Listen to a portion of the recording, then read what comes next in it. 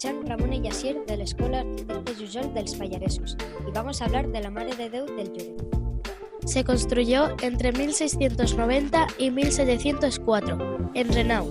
La construyó Manuel Joaquim Raspall y Mayol y fue reformada por Josep María Jujol y Gibert en 1925, hace un siglo. Los colores que más utilizó fueron azul, blanco y rojo por dentro. Se puede visitar los días de misa.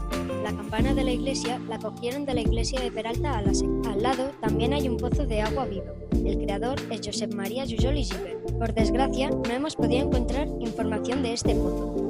Espero que se animen a ir algún día a la Mare de Déu del Lloret. Adiós.